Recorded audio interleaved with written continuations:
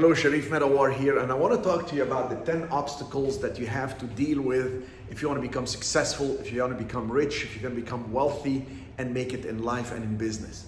Number one is the financial obstacle, the financial block where people don't have education.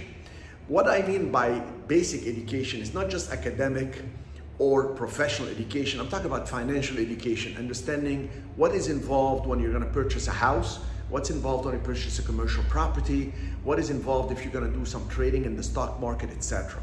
So it's very important to understand and have a basic understanding of financial education, the terms, etc. Now, also financial status. If you have a lot of debt, you can't think straight. So that blocks you. You need to write down all your debt, write down about your obstacles and what each obstacle is regarding your credit, maybe the payments coming, maybe the net worth, etc. But don't let that overwhelm your present condition in life. You need to have goals and you need to have some clear plans to be able to move up in the world, because if you don't even have the money to get the education you needed, how are you going to make it? Well, there is a lot of stuff like what I'm sharing with you for free, so it can get you started, get a feeling for what this person offers, what is out there for you, and you can start with baby steps and incrementally you can grow. So financial is very important. It's usually the first block people face. I don't have enough money, I don't have enough credit, I don't know what they're talking about, etc. Get the education, improve your status, at least mentally first, and then it becomes real in the real world. Number two, religious and spiritual. Some people tell me, oh, well, you know, I feel that maybe God does not want me to grow. Actually, in the Bible, it said it's easier for the camel to go through the needle eye than to actually, for a rich to go into heaven. Well, let me assure you that you cannot be even charitable unless you're profitable. Of course, you can be charitable with your time and giving some knowledge, etc. And you can do tithing in many ways, not just with money. But I'm talking here about really becoming wealthy, because even in the parable of the talents, the person, you know, the parable of the talents, the person who was leaving and left his 3 sons with some money. The first one lost the money, the second one put it right under the ground and then gave it back to the owner, to his father, intact, and the third one invested it and made money and gave the return plus the original principal. And that third one is the one who got more. He who has, more shall be given to him. He who doesn't, whatever he has will be taken away. So God gives you some talents, develops them into skills to be useful, marketable, and profitable skills. And that's what God rewards you and respects you for, actually taking the talents that He gave you so you can actually grow. And in many religions, you have to understand that it's a spiritual thing. I mean, in some religions, I've had people that tell me, oh, you know, I'm a pastor in the church. I don't know if really making money is going to be blessed. Of course it's blessed. There's actually a formula for it. Make the money, give 10% to the poor, give to Caesar 10%, which is the government, the taxes, and then give 10% to tithing and to give tithing. Even the word tithing comes from tenth of what you're making. So they want you to make money, they want you to grow. So it's actually something that is blessed, not something that is cursed. So number 3, mental. Some people have this mental block. And the mental block comes from nomenclatures. What is nomenclature? Nomenclatures is the word definition, the set of words that come with a specific subject matter. Define the words. Understand that word definition could be a huge block when you study a subject matter, or when you ask somebody a question, they start explaining to you things and you don't even understand the words they're using. If somebody tells you, well, you need to make sure you put your check for the earnest money deposit in escrow, so and be very clear with the title company how you want to take title. Now you don't even know what title company is, how to take title is all about, what is an escrow company, etc. Define the words. Every training I do, I go through 4 steps. It's called the DCBA. With the D, I define all the words. It takes an hour and a half, it takes a session or 2 sessions, but once you define the words, you no longer have that mental block.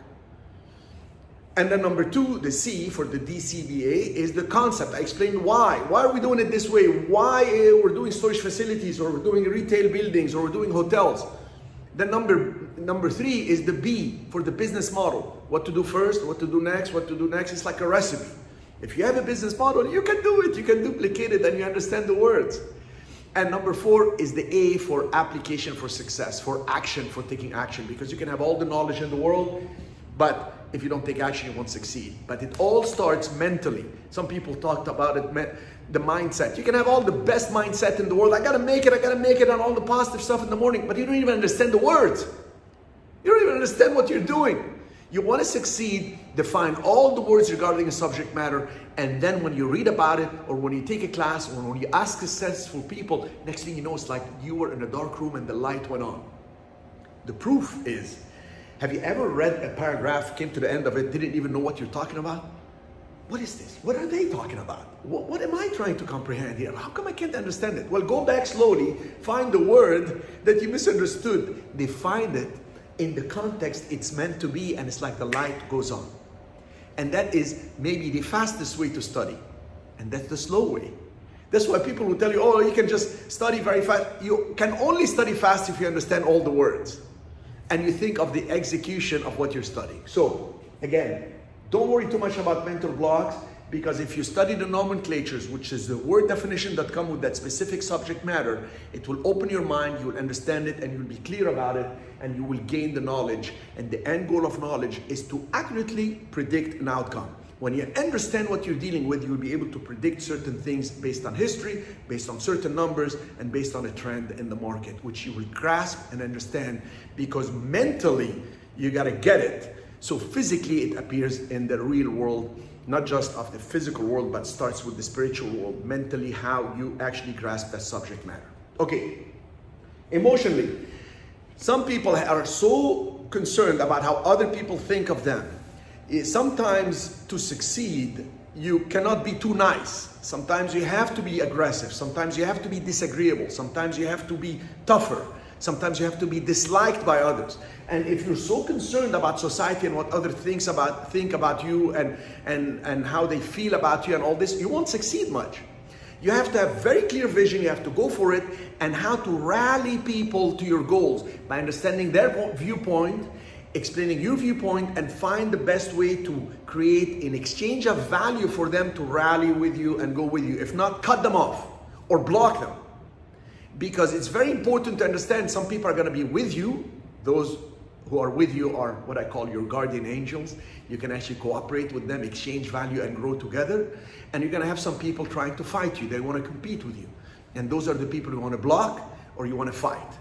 And you have to understand, it's just part of the game. Now, if you have a job and you're in a corporate world and you're getting paid on a salary W-2, you may want to emotionally get along with people and find harmony and agreements and all this good stuff. But in the investment world, when you're going to go out there and conquer the world to get a deal done, to buy a property, to sell a property, to get a contractor, you got to know how to be tough but pleasant, because you can be very friendly but very firm. That's very important. So don't let your emotions get the best of you. You got to be cool, collected, and you have to be very clear on what you do, and don't make quick decisions. Tell people, okay, I'll get back to you on this. Step back, review, see what you need to correct, reconnect with the people, and then correct what's needed and adjust and grow from there. All right, now, next thing is the physical block that you have. Physical block is often you actually don't realize that you have to take relentless action. Not just action once, or I'm gonna make an offer and all that. You have to come back. Most of my offers were not accepted the first time. Most of the deals have to go back and forth. I've had situations where the seller signed with somebody else and I had to go back and work with them and then try to convince the other person that I will buy it, I'll pay you this to get it from you. And it worked out great. Why? I was relentless in my action. It takes a lot of energy. What does that mean? That means you need to sleep well, you need to exercise often to stay in good condition, good shape, and you need to diet properly. Don't have lunch, a filet mignon, and a glass of wine, and then you're coming in the afternoon to negotiate a deal. You're incoherent. They're gonna have you for lunch. So what you need to do is be physically fit. It requires that physical fitness. Now, what if you are handicapped or you have issues, etc.? I understand that's an obstacle. It is an obstacle for some people. Well, guess what? You work within your power. Then don't make too many deals. Make one at a time. Because physically you can only deal with one thing at a time. That's the physical universe obstacle, right? Physical universe is comprised of 4 things: matter, space, time, and energy. So all these are your obstacles. So you have to understand how much energy you have, how much energy you're willing to expel in one direction. And most people don't assess the effort that is required for something correctly. So what they do is they think it's going to take X amount of effort, but then they end up having to spend a lot more time, a lot more effort, and that drains them out, and then they give up. Their morale just goes down. Very important. Physical energy will also improve your emotions, because emotions is very connected with motion.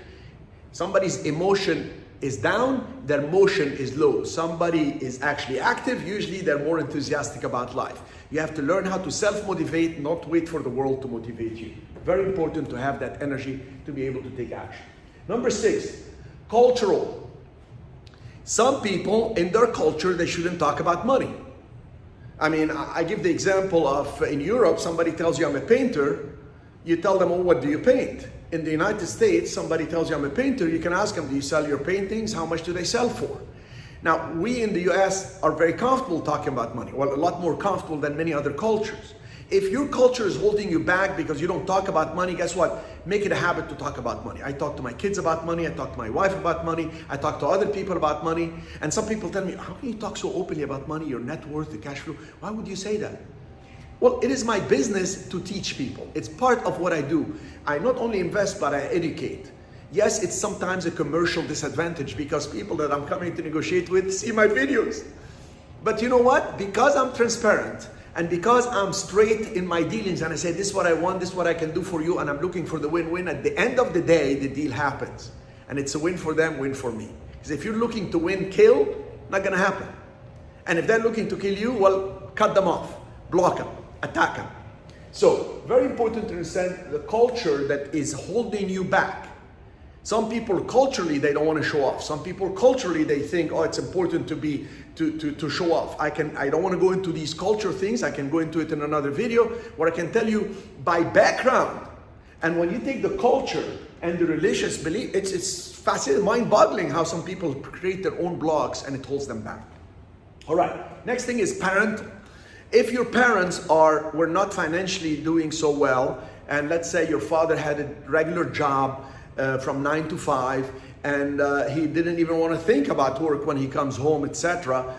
And your mom was just a person who's very conservative, and oh, don't go downstairs with the bicycle because you're gonna get hurt. Oh no, don't go in the beach because there is nobody watching you. Don't swim in the swimming pool. Next thing you know, you have all these things holding you back. You go to a store, you're a child, and your mom or your dad says, don't reach, don't touch anything here, because they say if you break, we pay. Don't touch anything. Now all of a sudden, you can't even reach. A precondition to having in life is the ability to reach and have. So if as a kid they tell you don't reach, don't have, ask before you do anything. And you're actually not making any decisions. You're born to a family, you haven't made a decision where to live. You go to school, you don't make a decision what school you choose. You don't even make a decision what to wear. Your parents tell you wear this. And then when you finish, when you want to go to college, most advisors, they get an advisor in college, tell them you're going to be good at this or that. And then you choose some career and they tell you what to study, what are the subject matters. Look, the super successful people, the billionaires left college. Bill Gates left Harvard. The gentleman from Microsoft left. The gentleman from Facebook left without finishing. And take Steve Jobs, he said that his adopted parents could not afford to send him to college, so he went around, looked at the classes he needed to take. He chose the subject. Most people don't even make decisions in their life as they grow up. Then all of a sudden they have to make the decision to be financially wealthy. They say, well, you know, my parents had a regular job, 9 to 5, so I'm going to have a 9 to 5. Now, I'm not talking bad about jobs. Please understand there is nothing wrong with having a job. I had a job. I was in the hotel business. I was regional VP with Hilton. I was general manager in some hotels, etc. But next to that, I was actually investing in real estate. And then when that grew tremendously, I was able to branch out on my own. Then I decided to teach people so they can have the same opportunity. But I had a tremendous amount of energy. I used to work in the hotels 50, 60 hours and put another 30, 40 hours in the real estate investing world. I was also trading, doing a lot of stuff.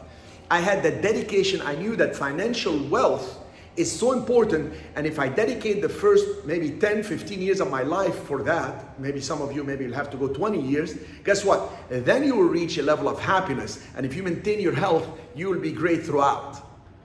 Some people want to be happy before they even build their financial wealth. Well, that's a long way about it, because you're going to work 40 years to get to where you want, where it could be done in 10, 15, etc. if you have the proper guidance. So, parental, are your parents holding you back mentally, emotionally? This is from your childhood. You have to sit down and understand they did their best. And if they were telling you not to reach in a store or whatever, and now you can't even reach to make an offer, you're hoping for somebody to partner with you, and you don't even know how to structure it because you don't have the financial education, because you're lost in some terminologies, and you're not even sure that God is blessing what you're trying to do, or whatever your beliefs are holding you back. That is a huge problem. Identify it. Don't blame your parents now. I'm just telling you, understand what's holding you back. Good. Number 8, time. Now, I understand something.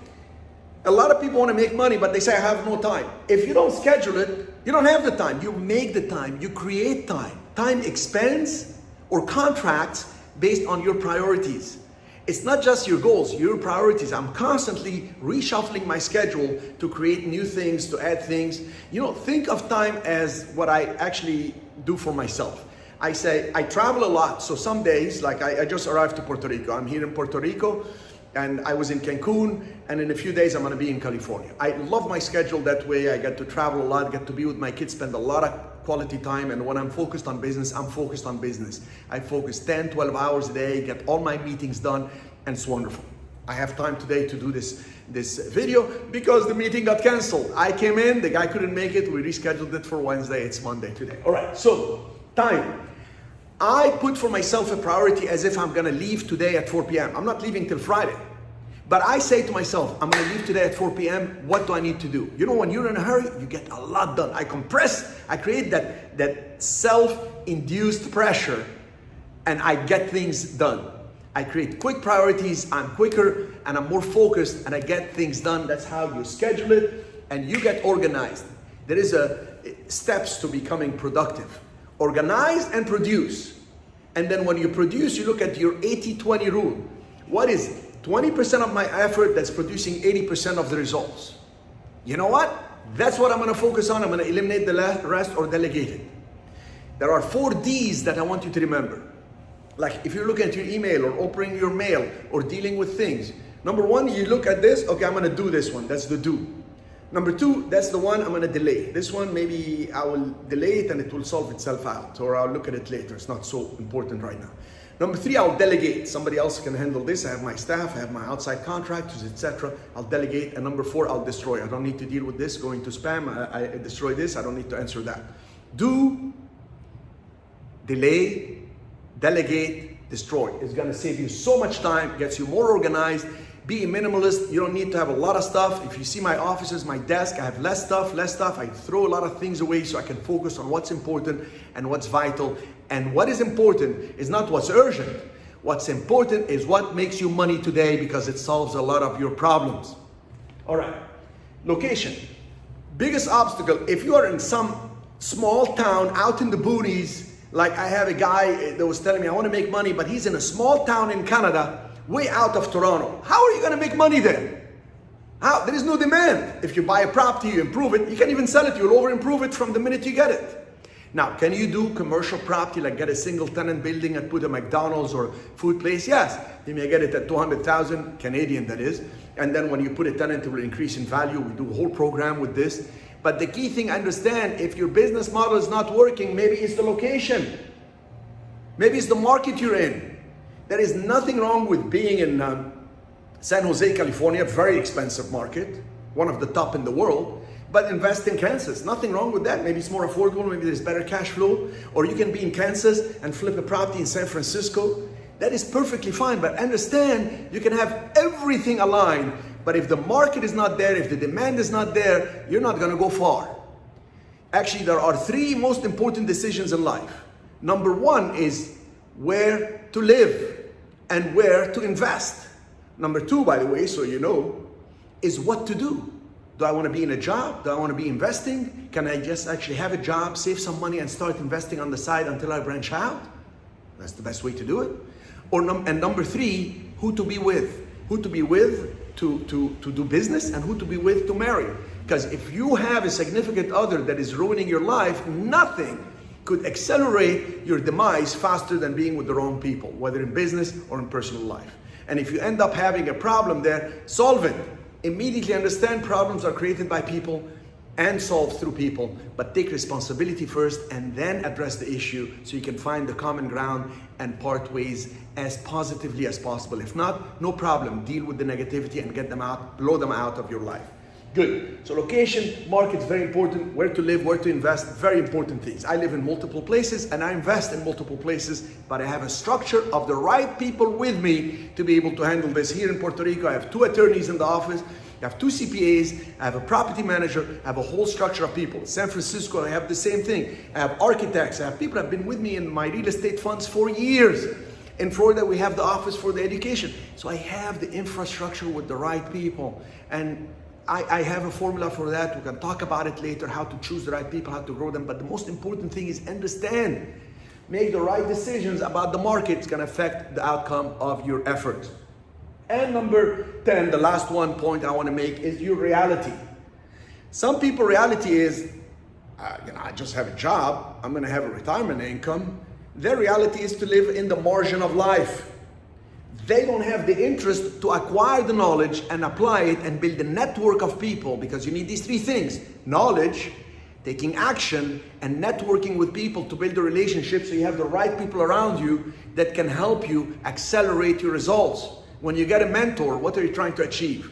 You're trying to find out the good shortcut to take, how you can leverage it, and then how you can scale it. If a good mentor can show you that shortcut that you can leverage and scale, you just cut your financial life from 20 years to achieve what you want to maybe 5 years. And if you know how to reinvest in the compounding effect and what time and effort will do for your money, it will be tremendous. Then you reach your 40s, your 50s, your 60s. You can't even believe. You look back and say, my gosh, I started so little and now it compounded. And the results of my relationship compounding, of my money compounding, my assets where the income increased, where the value of the assets increased, and the debt got decreased because there is inflation. So actually, what I borrowed from the bank, I'm paying it at less, not just less in amount, but less in value. The bank has lost, but I'm paying them as agreed, and I am winning big. And the losers are those who don't understand the 10 obstacles they're dealing with. Their reality is no commitment. Their reality is, I just want my time because I have my boundaries and I don't work 7 days and I need my free time. I'm not telling you work 7 days. I do, because people work 5, I work 7. That's 40% more power against my competition. Now I enjoy what I do. I mean, I'm not telling you I'm constantly at my desk. I could be with the kids in the boat in Cancun, but I have my phone. If somebody calls me because I have a commercial rental and they're talking to me, if I have a student with whom I have a joint venture agreement, because we do these joint venture structures in my seminar company, in my education company, cmrei.com, and we have all these programs. Somebody calls me, hey, we have a tenant that want to talk on Monday, can we do this? Yeah, of course. I answer the emails, I answer the texts, I answer the phone calls, and we make deals happen. You can create your own success. Don't wait for it to come. You don't look for opportunities, you create your own opportunities. These are the 10 obstacles that people run into: financial obstacle or block, religious, mental, emotional, physical, cultural, parental, time, location, and the reality is not there. I hope this helps you so you can sit down with yourself and do that self-analysis. And when you create your goals, you understand what you have to conquer, which is yourself first, before conquering that world out there.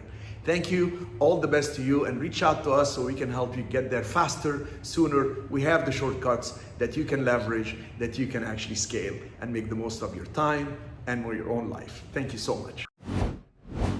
Jump into commercial real estate and begin your investment journey with Cherif Medawar. Apply for CRE Mastermind. Click the link in description.